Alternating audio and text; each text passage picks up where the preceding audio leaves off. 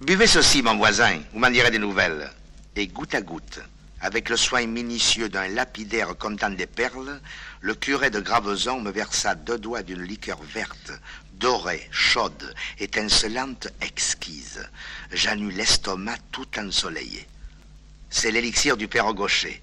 La joie et la santé de notre Provence, me dit le brave homme d'un air triomphant. On le fabrique au couvent des Prémontrés, à 2 lieues de votre moulin. N'est-ce pas que cela vaut bien toutes les chartreuses du monde? Et si vous saviez comme elle est amusante l'histoire de cet élixir. Écoutez plutôt. Alors, tout naïvement, sans y entendre malice, dans cette salle à manger de presbytère si candide et si calme, avec son chemin de la croix en petit tableau et ses jolis rideaux clairs empesés comme des surplis, l'abbé me commença une historiette légèrement sceptique et irrévérencieuse, à la façon d'un conte d'Erasme ou de Dassoucy. Il y a 20 ans, les Prémontrés, ou plutôt les Pères Blancs, comme les appellent nos Provençaux, étaient tombés dans une grande misère. Si vous avez vu leur maison de ce temps-là, elle vous aurait fait peine. Le grand mur, la tour Pacôme, s'en allait en morceaux. Tout autour du cloître, rempli d'herbe, les colonnettes se fendaient, les scènes de pierre croulaient dans leurs niches, pas un vitrail debout, pas une porte qui tint. Dans les préaux, dans les chapelles, le vent du Rhône soufflait comme en Camargue, éteignant les cierges, cassant le plomb des vitrages, chassant l'eau des bénitiers. Mais le plus triste de tout, c'était le clocher du couvent, silencieux comme un pigeonnier vide. Et les pères, faute d'argent pour s'acheter une cloche, obligés de sonner matine avec des cliquettes de bois d'amandier. Pauvres pères blancs. Je les vois encore à la procession de la Fête-Dieu, défilant tristement de leurs capes rapiécées, pâles, maigres, nourris de citres et de pastèques. Et derrière eux, Monseigneur l'abbé, qui venait la tête basse tout honteux, de montrer au soleil sa crosse dédorée et sa mitre de laine blanche mangée de verre. Les dames de la confrérie en pleuraient de pitié dans les rangs, et les gros porte-bannières ricanaient entre eux tout bas en se montrant les pauvres moines. Les étourneaux vont maigres quand ils vont en troupe. Le fait est que les infortunés pères blancs en étaient arrivés eux-mêmes à se demander s'ils ne feraient pas mieux de prendre leur vol à travers le monde et de chercher pâture chacun de son côté. Or, un jour que cette grave question se débattait dans le chapitre, on vint annoncer au prieur que le frère Gaucher demandait à être entendu du conseil. Vous saurez pour votre gouverne que ce frère Gaucher était le bouvier du couvent, c'est-à-dire qui passait ses journées à rouler d'arcade en arcade dans le cloître, en poussant devant lui 2 vaches étiques qui cherchaient l'herbe aux fentes des pavés. Nourri jusqu'à 12 ans par une vieille folle du pays des Beaux, qu'on appelait Tante Bégon, recueilli depuis chez les moines, le malheureux bouvier n'avait jamais pu apprendre qu'à conduire ses bêtes et à réciter son paternoster. Encore, le disait-il en provençal, car il avait la cervelle dure et l'esprit fin comme une dague de plomb. Fervent chrétien du reste, quoique un peu visionnaire, à l'aise sous le xylis et se donnant la discipline avec une conviction robuste et des bras. Quand on le vit entrer dans la salle du chapitre, simple et balourd, saluant l'assemblée, la jambe en arrière, prieur, chanoine, argentier, tout le monde se mit à rire. C'était toujours l'effet que produisait, quand elle arrivait quelque part, cette bonne face grisonnante avec sa barbe de chèvre et ses yeux un peu fous. Aussi, le frère Gaucher ne s'en émut pas. « Mes révérends, dit-il, d'un ton bonasse en tortillant son chapelet de noyaux d'olive, on a bien raison de dire que ce sont les tonneaux vides qui chantent le mieux. Figurez-vous qu'à force de creuser ma pauvre tête déjà si creuse, je crois que j'ai trouvé le moyen de nous tirer tous de peine. Voici comment. Vous savez bien, Tante Bégon, cette brave femme qui me gardait quand j'étais petit. Dieu ait son âme, la vieille coquine.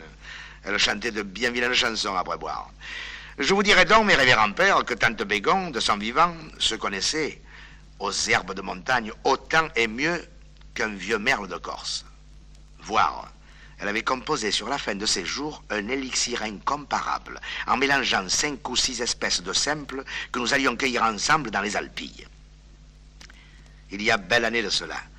Mais je pense qu'avec l'aide de Saint-Augustin et la permission de notre père abbé, je pourrais, en cherchant bien, retrouver la composition de ce mystérieux élixir.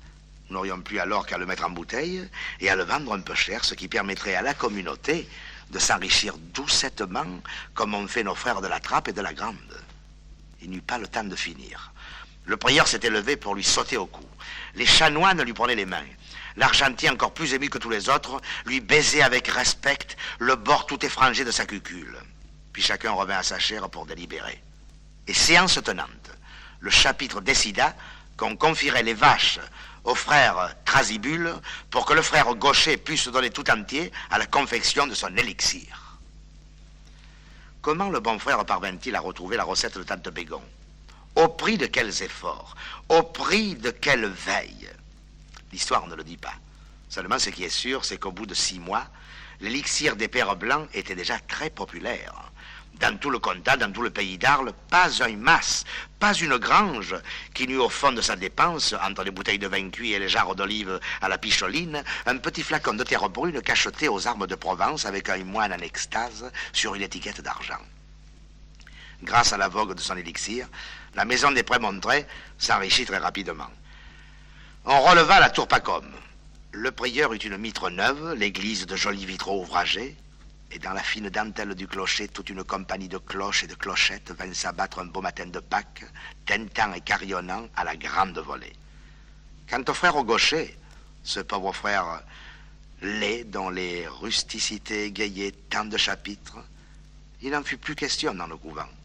On ne connut plus désormais que le révérend père Gaucher, homme de tête et de grand savoir qui vivait complètement isolé des occupations si menues et si multiples du cloître, et s'enfermait tout le jour dans sa distillerie pendant que 30 moines battaient la montagne pour lui chercher des herbes odorantes. Cette distillerie, où personne, pas même le prieur, n'avait le droit de pénétrer, était une ancienne chapelle abandonnée tout au bout du jardin des chanoines. La simplicité des bons pères en avait fait quelque chose de mystérieux et de formidable. Et si par aventure, un moinillon hardi et curieux s'accrochant aux vignes grimpantes arrivait jusqu'à la rosace du portail, il en dégringolait bien vite, effaré d'avoir vu le père Gaucher avec sa barbe de nécromant, penché sur ses fourneaux, le pèse-liqueur à la main, puis tout autour des cornues de grès rose, des alambics gigantesques, des serpentins de cristal, tout un encombrement bizarre qui flamboyait ensorcelé dans la lueur rouge des vitraux. Au jour tombant, quand sonnait le dernier Angélus, la porte de ce lieu de mystère s'ouvrait discrètement et le révérend se rendait à l'église pour l'office du soir. Il fallait voir quel accueil quand il traversait le monastère. Les frères faisaient la haie sur son passage. On disait « Chut, il a le secret ». L'argentier le suivait et lui parlait la tête basse. Au milieu de ces adulations, le père s'en allait en s'épongeant le front, son tricorne au large bord posé en arrière comme une auréole, regardant autour de lui d'un air de complaisance les grandes cours plantées d'orangers, les toits bleus où tournaient des girouettes neuves, et dans le cloître, éclatant de blancheur entre les colonnettes élégantes et fleuries, les chanoines habillés de frais qui défilaient 2 par 2 avec des mines reposées. C'est à moi qu'ils doivent tout cela, se disait le révérend en lui-même. Et chaque fois, cette pensée lui faisait monter des bouffées d'orgueil. Le pauvre homme en fut bien puni, vous allez voir. Figurez-vous qu'un soir, pendant l'office, il arriva à l'église dans une agitation extraordinaire, rouge, essoufflé, le capuchon de travers et si troublé qu'en prenant de l'eau bénite, il y trempa ses manches jusqu'au coude. On crut d'abord que c'était l'émotion d'arriver en retard. Mais quand on le vit faire de grandes révérences à l'orgue et aux tribunes, au lieu de saluer le maître-autel, traverser l'église en coup de vent, errer dans le chœur pendant 5 minutes pour chercher sa stalle, puis une fois assis s'incliner de droite et de gauche, en souriant d'un air béat, un murmure d'étonnement courut dans les 3 nefs. On chuchotait de bréviaire à bréviaire, « Qu'a donc notre père Gaucher? Qu'a donc notre père Gaucher ?» Par 2 fois, le prieur impatienté fit tomber sa crosse sur les dalles pour commander le silence. Là-bas, au fond du chœur, les psaumes allaient toujours, mais les répons manquaient d'entrain. Tout à coup, au milieu de la Vévérum, voilà mon père Gaucher qui se renverse dans sa stalle et entonne d'une voix éclatante. « Dans Paris, il y a un père blanc, patatim patata, tarabine taraban. » Consternation générale. Tout le monde se lève en criant « Portez-le, il est possédé ». Les chanoines se signent. La crosse de monseigneur se démène, mais le père Gaucher ne voit rien, il n'écoute rien. Et 2 moines vigoureux sont obligés de l'entraîner par la petite porte du chœur, se débattant comme un exorcisé et continuant de plus belle ses patatins et ses tarabans. Le lendemain, au petit jour, le malheureux était à genoux dans l'oratoire du prieur et faisait sa coulpe avec un ruisseau de larmes. C'est l'élixir, monseigneur. C'est l'élixir qui m'a surpris, disait-il en se frappant la poitrine. Et de le voir si marri, si repentant, le bon prieur en était tout ému lui-même. Allons, allons, père Gaucher, calmez-vous. Tout cela séchera comme la rosée au soleil. Après tout, le scandale n'a pas été aussi grand que vous pensez. Il y a bien eu la chanson qui était un peu... Enfin, il faut espérer que les novices ne l'auront pas entendu. À présent, voyons, dites-moi bien comment la chose vous est arrivée. C'est en essayant l'élixir, n'est-ce pas? Vous aurez eu la main trop lourde, oui, oui, je comprends. C'est comme le frère Schwartz, l'inventeur de la poudre. Vous avez été victime de votre invention. Et dites-moi, mon brave ami, est-il bien nécessaire que vous l'essayiez sur vous-même, ce terrible élixir? Malheureusement, oui, monseigneur. L'éprouvette me donne bien la force et le degré de l'alcool, mais pour le fini, le velouté, je ne me figure qu'à ma langue. Ah, très bien. Mais écoutez encore un peu que je vous dise.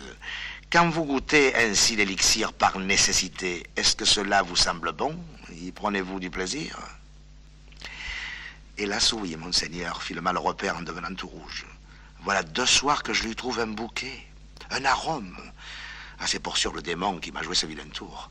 Aussi, je suis bien décidé désormais à ne plus me servir que de l'éprouvette. Tant pis si la liqueur n'est pas assez fine, si elle ne fait pas assez la perle. Gardez-vous-en bien, interrompt le prieur avec vivacité. Il ne faut pas s'exposer à mécontenter la clientèle. Tout ce que vous avez à faire maintenant, que vous voilà prévenu, c'est de vous tenir sur vos gardes. Voyons, qu'est-ce qu'il vous faut pour vous rendre compte? 15 ou 20 gouttes, n'est-ce pas? Mais mettons 20 gouttes. Le diable serait bien fin si vous attrape avec 20 gouttes. D'ailleurs, pour prévenir tout accident, je vous dispense dorénavant de venir à l'église. Vous direz l'office du soir dans la distillerie. Et maintenant, allez en paix, mon révérend. Et surtout, comptez bien vos gouttes. Hélas, le pauvre révérend eut beau compter ses gouttes, le démon le tenait et ne le lâcha plus. C'est la distillerie qui entendit de singuliers offices. Le jour encore, tout allait bien.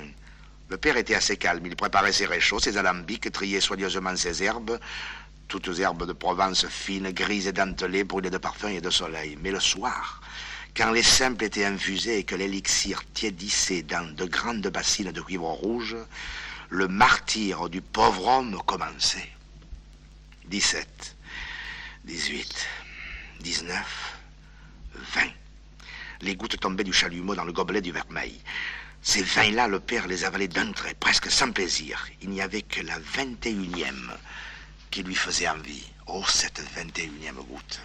Alors, pour échapper à la tentation, il allait s'agenouiller tout au bout du laboratoire et s'abîmer dans ses pattes nôtres. Mais de la liqueur encore chaude, il montait une petite fumée toute chargée d'aromates qui venait rôder autour de lui et bon gré mal gré le ramener vers les bassines. La liqueur était d'un beau vert doré.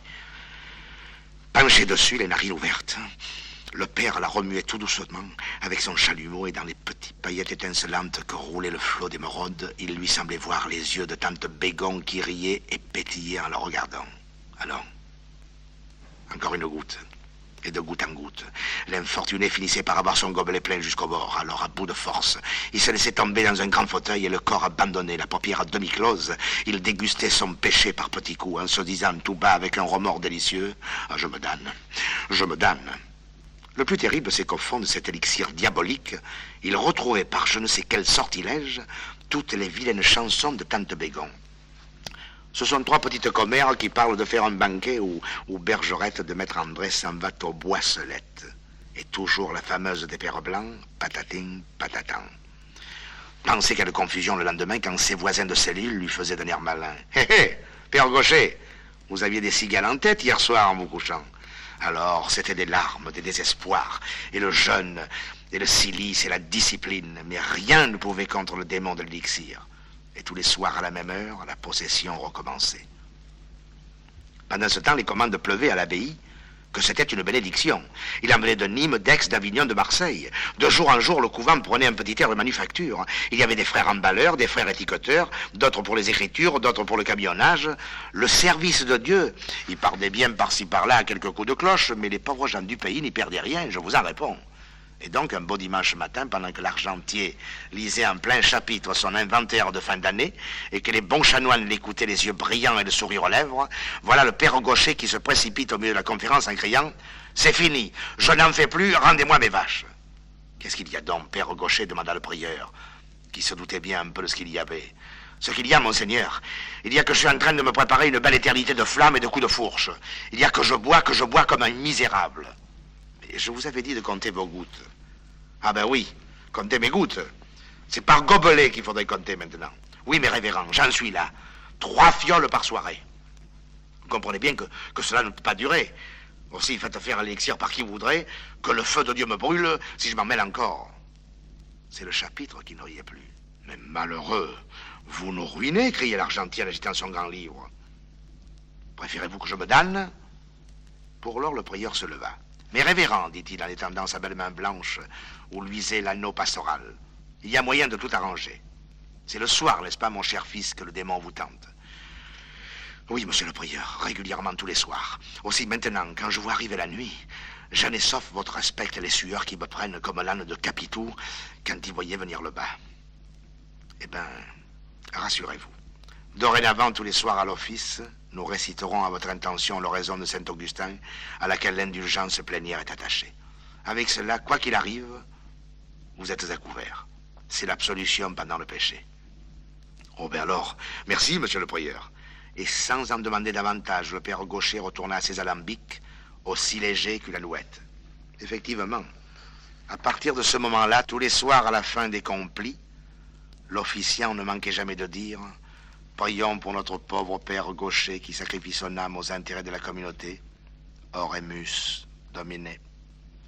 Et pendant que sur toutes ces capuches blanches prosternées dans l'ombre des nefs, l'oraison courait en frémissant comme une petite bise sur la neige, là-bas, tout au fond du couvent, derrière le vitrage enflammé de la distillerie, on entendait le père Gaucher qui chantait à tue-tête « Dans Paris, il y a un père blanc, patatim, patatan, taravan, taravin. Dans Paris, il y a un père blanc qui fait danser des moinettes, trin, trin, trin dans un jardin qui fait danser des... » Ici, le bon curé s'arrêta plein d'épouvante. Miséricorde, si mes paroissiens m'entendaient.